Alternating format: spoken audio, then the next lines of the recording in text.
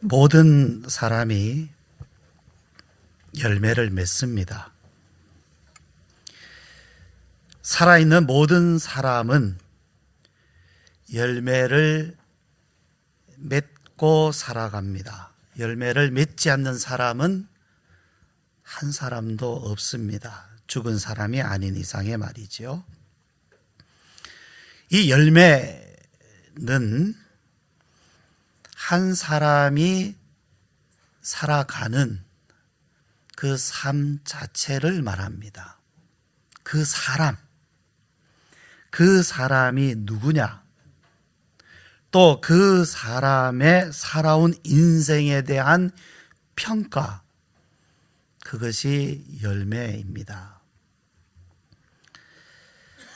우리는 어떤 사람의 인생, 어떤 사람을 평가할 때 그 사람은 누구냐, 어떤 사람이냐, 어떤 삶을 살았느냐, 어떤 열매를 맺었느냐, 이렇게 질문을 합니다. 예수님 말씀에서도 열매로 그 사람을 안다, 이렇게 말씀하셨습니다. 그가 어떤 열매를 맺었느냐, 그 열매를 보고 그 사람을 안다, 이렇게 말씀을 하셨습니다. 그런데 성경에서 말씀하는 열매는 업적이 아닙니다. 실적이 아닙니다. 내가 지금까지 무엇을 해왔는가, 어떤 일을 이루어 왔는가라는 그 이루어 놓은 일의 대상을 이야기하는 것이 아니라, 성경은 너는 누구냐, 너는 어떤 사람이냐, 그것을 질문하면서 그 사람을 열매라고 말씀을 합니다. 그렇기 때문에 좋은 나무에서 나쁜 열매가 맺을 수 없고, 나쁜 나무가 좋은 열매를 맺을 수 없다고 또한 예수님께서 말씀하셨습니다. 사람의 업적이라고 하는 것은 그렇지 않지 않습니까? 그 사람이 이루어 놓은 업적은 누구에게는 좋은 일이 되기도 하고, 그러나 상대적으로 그 업적이 누구에게는 굉장히 나쁜 일이 될 수 있어요. 상대적입니다. 그런데 사람은, 더구나 하나님 앞에 서 있는 사람은 이것이 분명히 구분이 됩니다. 좋은 열매냐, 나쁜 열매냐. 그리고 그 사람이 누구냐, 어떤 성품, 어떤 본성, 그 성품을 가지고 있느냐에 따라서 거기에서부터 그 사람의 행동이 나옵니다. 그래서 그 사람의 행동을 통해서 우리는 거꾸로 그 사람이 어떤 사람인가를 역추적을 하게 되는 것이죠. 자, 갈라디아서 5장 우리가 읽은 오늘 이 말씀에 의하면 사람은 두 종류의 열매를 맺습니다. 두 종류의 열매가 있어요. 하나는 육체의 열매입니다. 사람이 육신으로 살면서 육신이 원하는 대로 육신의 소욕대로 살아가면서 맺는 열매, 그리고 또 하나는 성령의 열매입니다. 성령으로 말미암아 맺히는 열매. 그런데 육체의 열매는 이러하다 말씀합니다. 이 육체에 속한 사람은 이런 일만 한다는 것이 아니라 그런 속성을 가지고 있다는 겁니다. 그런 속성. 자, 우리 19절 말씀을 다시 한번 보시면요, 육체의 일은 분명하니 곧 음행과 더러운 것과 호색과 우상숭배와 주술과 원수 맺는 것과 분쟁과 시기와 분냄과 당짓는 것과 분열함과 이단과, 이러한 열매를 맺는, 육체의 열매를 맺는 사람의 결과는 21절에 있죠. 이런 일을 하는 자들은 하나님의 나라를 유업으로 받지 못할 것이요. 다시금 우리가 주의를 기울여서 살펴봐야 될 것은 내가 그러한 일을 행했느냐, 그것을 행동으로까지 옮겼다 그러면 굉장히 심각한 거죠. 그런데 내가 비록 행동으로까지 옮기지 않았다고 해도 하나님은 그러한 일을 할 수 있는 사람, 가능성이 있는 사람, 그런 본성, 그런 성품을 가지고 있느냐까지 주님은 살피세요. 그래서 사람이 마음으로 음욕을 품는 자는 이미 마음에 범죄하였다, 주님이 말씀하시는 것과 같습니다. 또 살인을 내가 저지르지 않아도 내가 누구에 대해서 분노를 품는 것도 이미 살인한 것과 동일한 것이라고 주님이 말씀합니다. 그러니까 우리는 행동을 주로 살핍니다. 그래서 내가 그런 행동을 하지 않으면 나는 범죄하지 않았다, 이렇게 우리는 생각할 수 있습니다마는 성경은 그렇지 않습니다. 이미 그러한 본성을 가지고 있는 사람이 누가 이 본성을 가지고 있느냐, 내 안에 이 본성을 가지고 있느냐를 성경은 살핍니다.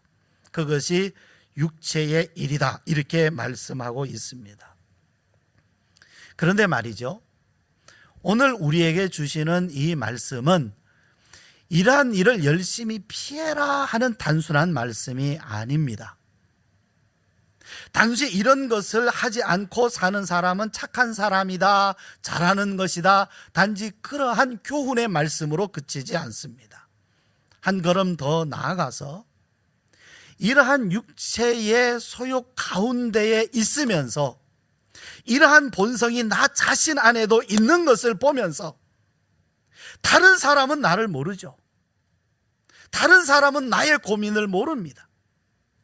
그러나 이 고민 가운데 있으면서 몸부림치는 사람, 탄식하는 사람, 이것 때문에 고민하는 사람, 바로 그러한 사람들에게 오늘 말씀은 주어지고 있는 것입니다. 다시금 말씀드려서 너는 육체로 살면서 육체의 이런 일을 행하고 사는구나, 너는 나쁜 놈이야 하는 책망의 말씀이 아니라, 책망하시려는 것이 아니라 이러한 고민 가운데 있는 사람, 이러한 몸부림 가운데 있는 사람들에게 거기에서 피하여서 나올 수 있는 다른 삶을 살 수 있는 길을 우리에게 제시하시고 가르쳐 주시고 보여주시는 말씀입니다. 고민을 해야 됩니다. 고민을 해야 돼요. 무수한 실패 가운데에서 고민하는 사람이 정답을 찾게 됩니다. 문제 가운데 있으면서도 고민하지 않는 사람은 답을 찾을 수가 없습니다. 제가 오래전에요, 이 회사 경영이나 사업을 하는 또는 창업하는 사람들에게 아주 기가 막히게 컨설팅을 잘하는 분을 알고 지냈습니다. 이분은 한때 많은 사람들에게 알려지기도 한 사람입니다. 그런데 이분이, 제가 그 당시에 이제 목회했던 교회의 한 집사님이 새로 회사를 시작하셨는데, 아무래도 회사를 처음 시작하시다 보니까 실수하는 일들도 있고 또 생각지도 못한 어려움도 당하고 이런 상황 가운데에서 지냈습니다. 그래서 제가 그 컨설팅 하시는 그분을 만나서, 집사님인데 제가 한번 부탁을 했어요. 제가 우리 교회 집사님 한 분이 있는데 회사를 새로 시작했습니다. 이분이 참 여러 가지 어렵고 힘든 일이 많이 있을 터인데 좀 이분 한번 만나서 좀 서로 상담 좀 해 주시고 또 조언도 해 주시면 좋겠습니다라고 부탁을 드렸어요. 근데 그분이 저를 이렇게 보시면서 하시는 말씀이, 목사님, 혹시 그분이 사장님이실 텐데 그분이 목사님에게 혹시 그렇게 해달라고 부탁한 적이 있습니까? 라고 그분이 되짚어요. 그 자신이 회사를 하면서 어렵고 힘든 일을 내가 누군가에게 컨설팅을 해야만 되겠습니다 하고 좀 그렇게 부탁하면서 고민한 적이 있습니까? 라고 저한테 되짚어 물으시더라고요. 그래서 제가 아니요, 그런 부탁을 제가 받거나 또 그걸 필요하다고 그렇게 말씀하시는 걸 제가 들은 적이 없습니다. 그랬더니 그러면 목사님 기다려야 됩니다. 목사님 지금은 그분에게 컨설팅 할 단계가 아닙니다. 그분을 도와드릴 수 있는 단계가 아닙니다라고 딱 잘라요. 아주 냉정하게 딱 잘라요.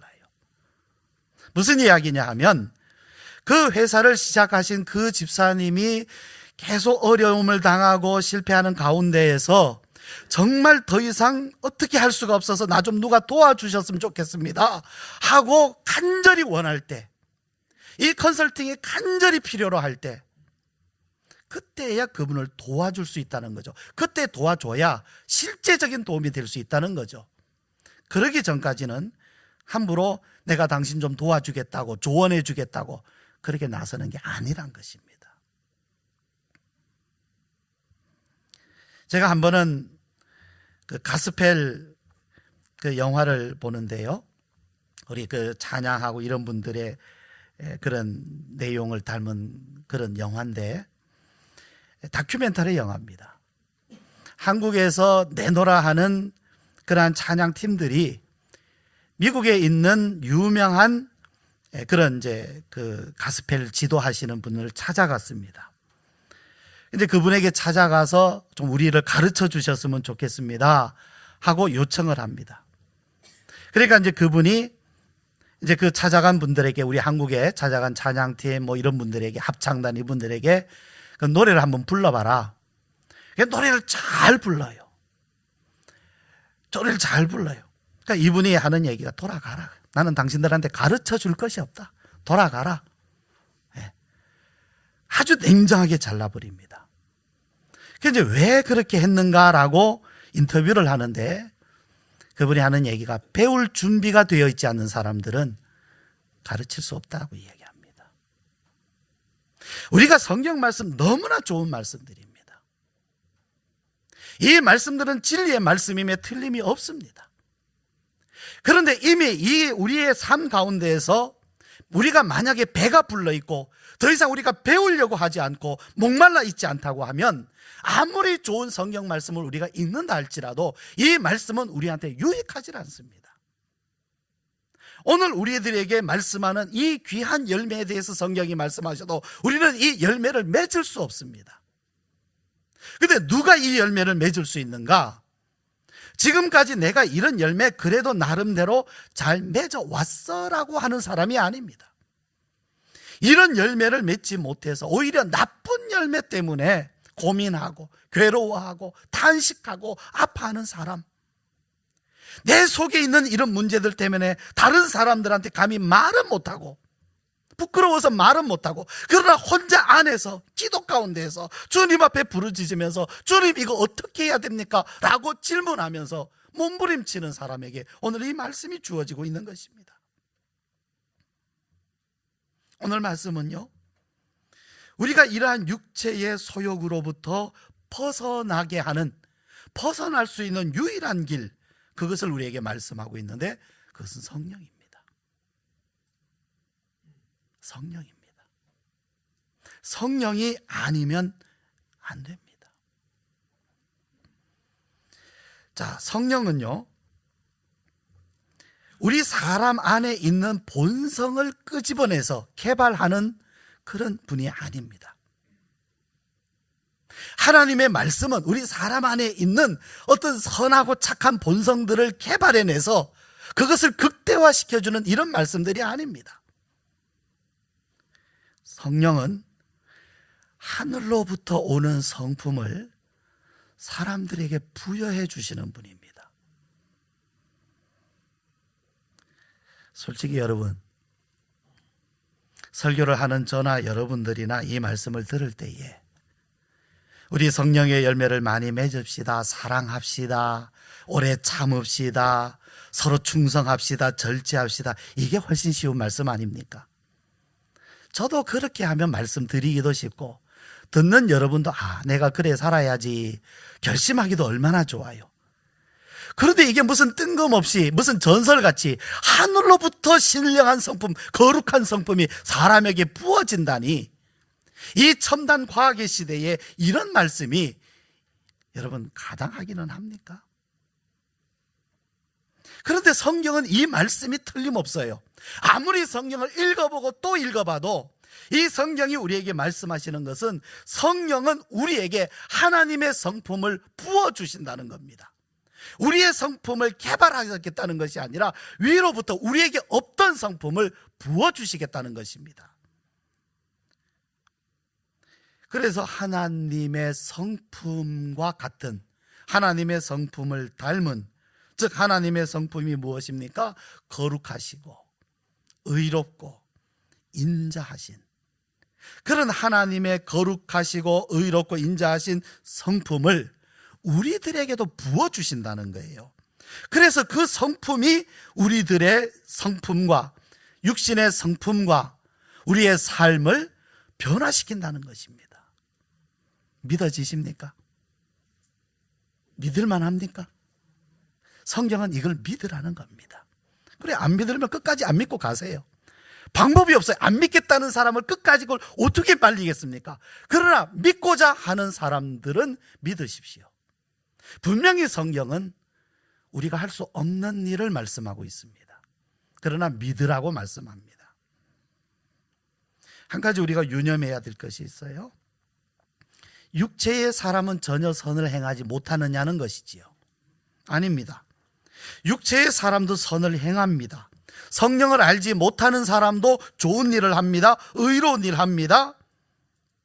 그런데 성경은 너희가 윤리적인 삶, 즉 윤리적으로 나쁜 행동, 죄 짓는 행동, 양심을 거스리는 행동, 이런 거 하지 말고 너희는 착하고 의로운 삶을, 하나님은 이런 삶을 좋아하시니까 너희는 그런 삶을 살아라, 이렇게만 말씀하지 않습니다.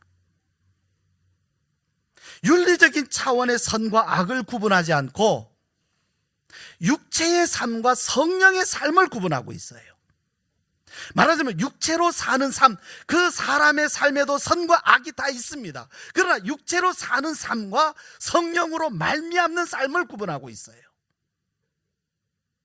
말하자면 같은 선한 일이라 할지라도 그 사람의 육신에서 나온 것이냐 아니면 성령으로 말미암은 것이냐를 구분한다는 얘기입니다.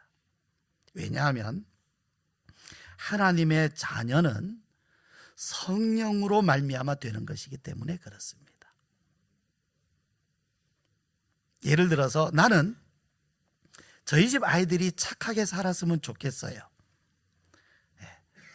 저희 집 아이들이 아빠가 원하는 삶을 살았으면 좋겠어요. 아이들이 그렇게 살아간다면 참 기뻐할 것입니다. 그런데 우리 옆집에 있는 아이가 제가 원하는 삶을 기가 막히게 살고 있어요. 그래서 내 아들이죠. 맞습니까? 아닙니다. 그런 삶을 산다고 해서, 그 모습대로 산다고 해서, 그 원함대로 산다고 해서 내 아들 되지는 않습니다. 나에게서 태어난 아이가 나의 기대에 못 미쳐도, 부족해도, 그래도 내 아이는 나에게서 태어난 아이가 내 아들입니다. 즉 하나님이 원하시는 것은 우리들이 성령으로 말미암아 하나님이 원하시는 삶을 살기를 원하시는 거예요. 그냥 하나님이 원하시는 삶이 아니라 성령으로 말미암아, 성령으로 부어주시는 성품으로 하나님이 원하시는 삶을 살기를 원하시는 것입니다. 구분해야 됩니다. 그냥 하나님이 원하시는 삶이냐, 성령으로 말미암아 하나님이 원하시는 삶을 사느냐, 이것은 다릅니다. 완전히 다릅니다. 하나님의 자녀가 하나님의 자녀로서의 삶을 살 수 있는 것입니다. 하나님의 성령으로 말미암아 태어난 사람 말입니다. 그런데 성경이 말씀하는 것은 이러한 성령이 우리에게 부어지면 하나님의 성품이 우리들에게서 나타난다, 안 나타난다? 우리의 행동으로나 성품으로나 말에서나 생각에서나 나타난다 안 나타난다? 성경은 분명히 나타난다는 것이죠. 결국 내가 내 안에 성령이 오셔서 역사하시는구나. 다른 사람들도 나를 볼 때에 저 사람 안에서 성령이 역사하시는구나. 혼자 뜨워가지고 날랄라 하고 이러는 것이 증거가 아니라 성경이 말씀하는 하나님의 성품으로 매일의 삶을 살아갈 때에 완전하지 않습니다. 그러나 분명히 저 사람 안에 성령으로 말미암아 부어주시는 삶이 있을 때에, 그 삶으로 사는 모습이 있을 때에 나 자신도 내가 전에 살아보지 못한 삶을 살게 되는구나. 다른 사람들도 저 사람이 원래 저런 사람이 아닌데 분명히 저가 변화됐다. 무언가 저 사람에게 무언가 부어졌다. 다른 사람들도 알게 되는 것입니다. 자, 성령의 9가지 열매. 사랑과 희락과 화평과 오래 참음과 자비와 양선과 충성과 온유와 절제니 이 같은 것을 금지할 법이 없느니라. 육체로 맺는 열매만 아는 사람이 변화되는 거예요. 조금씩 변화되는 거예요. 사람은요, 사회학자들이나 심리학자들이나 하는 말 중에 하나가 일관성의 법칙이라는 게 있어요. 좋은 말이죠. 사람이 일관성이 있다는 건 얼마나 좋은 말입니까? 근데 이 말은 무슨 얘기냐면 사람은 자기가 지금까지 살아온 방식으로 앞으로 살아간다는 겁니다. 안 바꾼다는 거죠. 사람은 각자 자기의 성품과 기질을 가지고 있어요. 말하자면 자기가 가지고 있는 성품과 기질을 따라 세상을 봅니다. 그러니까 어떤 사람은 태어날 때부터 세상을 내 손으로 다 움직일 수 있을 것 같아. 그렇게 태어난 사람들이 있어요, 진짜로. 그냥 세상이 다 내 손아귀에서 움직일 수 있는 것 같고, 그렇게 움직이면 세상도 다 움직일 수 있다고 생각해서 굉장히 다른 사람들을 지배하려고 하는 그런 사람들이 있어요. 이 사람들은 무슨 일을 해도 자기가 끌고 가야지 남의 뒤를 따라가는 일은 본성상 맞질 않는 그런 사람들이 있습니다. 이런 사람들은요, 평생 그렇게 보는 거예요. 이런 사람들의 특징 중에 하나는요, 그 권위에 도전하는 것은요, 용납 안 합니다. 철저하게 복수해버리고 말아요. 그런 사람들이 있어요. 그래서 사람은 자기가 태어날 때부터, 또 반대로 태어날 때부터 항상 다른 사람에게 따라, 다른 사람이 누군가 이끌어주면 굉장히 순종을 잘하고 따라가기를 잘하는 또 그런 사람들이 있거든요. 이런 사람들은요, 평생 그 사람과 사람 사이에 맺은 어떤 관계나 신뢰를 거의 유지해요. 이 사람들은 굉장히 신실합니다. 그리고 다른 사람을 잘 섬겨요. 태어날 때부터 그런 사람들이 있거든요. 그리고 어떤 사람은 태어날 때부터 세상을 굉장히 부정적으로 봐요. 세상이 뭔 이따우냐, 왜 이 모양이냐, 이런 사람들이 있고, 태어날 때부터 세상을 너무 아름답게 보는 이런 사람들이 있어요. 말하자면 시험을 봤는데 10문제 중에 한 문제를 맞췄어요. 그러면서도 집에 오면서 엄마, 나 오늘 1등이 틀린 것을 맞췄어. 이러는 아이들이 있어요. 진짜 있어요, 여러분. 내가 맞힌 것은 한 문제 맞췄지만 1등이 틀린 것을 나는 맞췄다 이거죠. 세상을 너무 긍정적으로 보는 이런 사람도 있거든요. 그런데요, 그렇게 자기가 태어난 삶의 방식과 성품과 기질을 따라 우리 각자는 세상을 다르게 봐요, 사실은. 그런데 이러한 삶의 방식은 평생 거의 일관성으로 유지된다는 거죠. 이러한 삶의 방식이 바뀐다는 것은 거의 불가능합니다. 다시금 말씀드려서 내가 지금까지는 이렇게 살아왔지만 앞으로 달라질 거야 라는 말은 거의 거짓말입니다. 진짜 달라지는 사람은요, 있어요. 근데 진짜 독한 사람입니다. 진짜 결심해서 자기의 삶을 바꾸는 사람은요, 진짜 독한 사람입니다. 그 나머지는요, 대부분 그냥 그 모습 그대로 살아갑니다. 그런데 이런 사람이 바뀐다고요? 성품이 바뀐다고요? 새로운 열매가 맺힌다고요? 안 됩니다.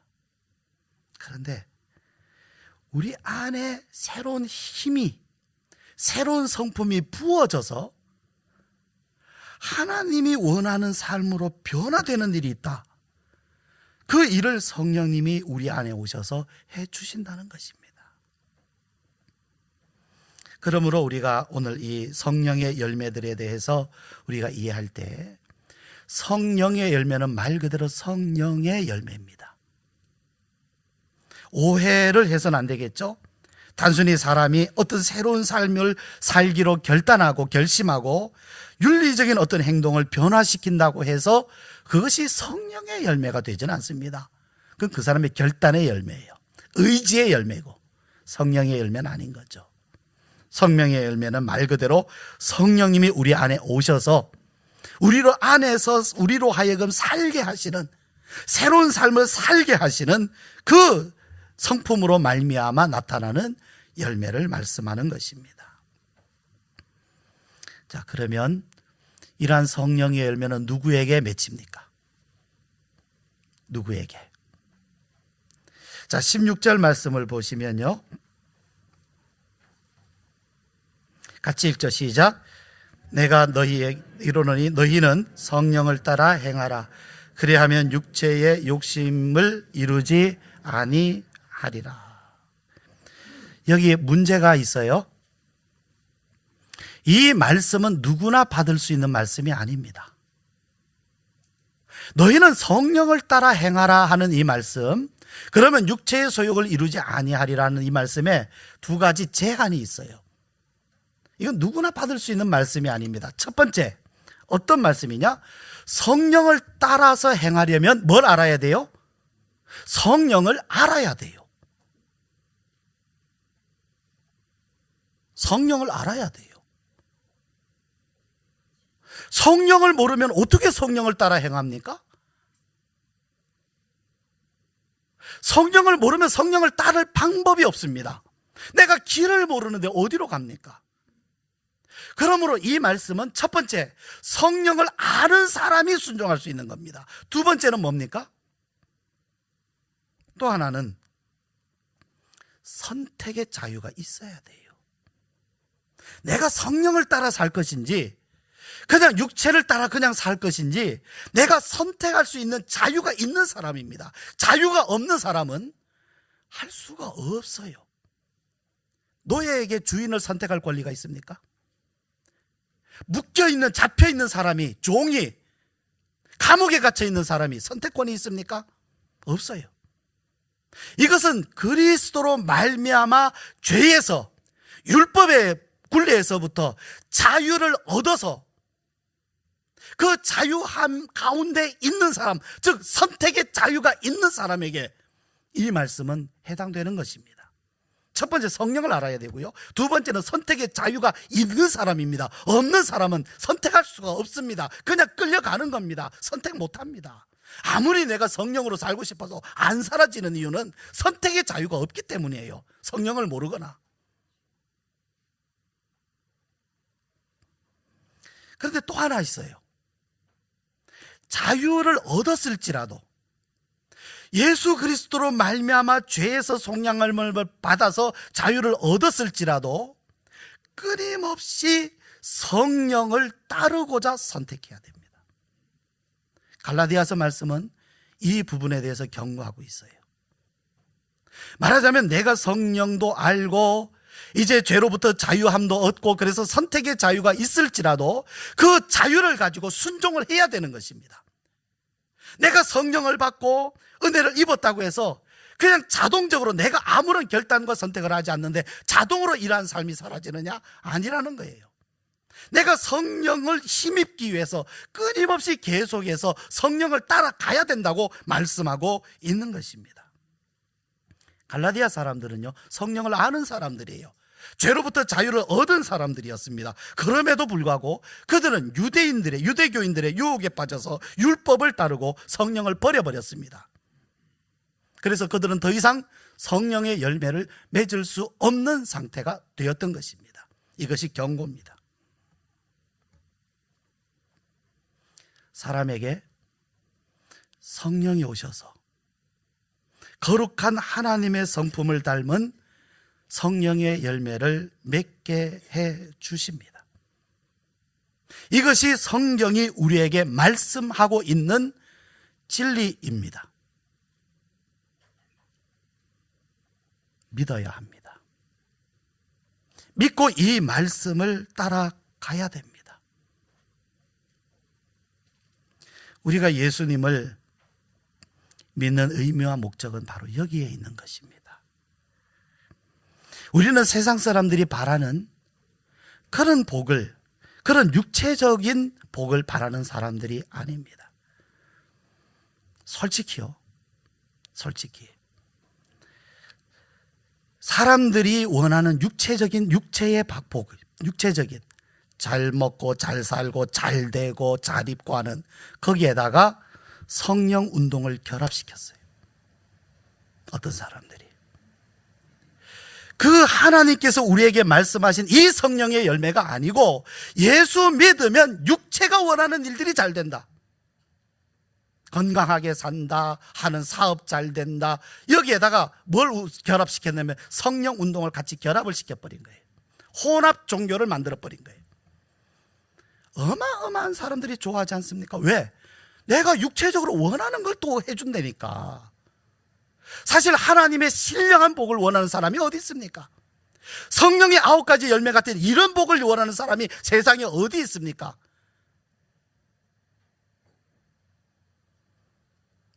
그러나 우리는 그렇지 않습니다. 우리는 하나님이 원하시는 성령의 9가지 열매를 우리는 원합니다. 그래서 우리는 예수님을 믿는 것입니다. 성령의 열매를 원하시는 여러분들이시여, 믿음을 변치 마시기 바랍니다. 성령이 우리들에게 말씀하시는 이 진리에서 우리의 귀가 다른 세상 세속적인 복으로 얇아지지 않기를 바랍니다. 혼합시키지 마시기를 바랍니다. 이 진리의 말씀을 우리는 분명히 듣고 확신하고 우리의 믿음을 더욱 분명히 하면서 우리는 이 사실, 어찌 보면 불가능한 일 아닙니까? 그러나 하나님이 살아계시기 때문에 이 일은 분명히 하나님께서 약속을 지켜주실 것입니다. 믿으십시다. 믿음을 분명히 하십시다. 이 진리를 분명히 하십시다. 우리 함께 기도드리시겠습니다.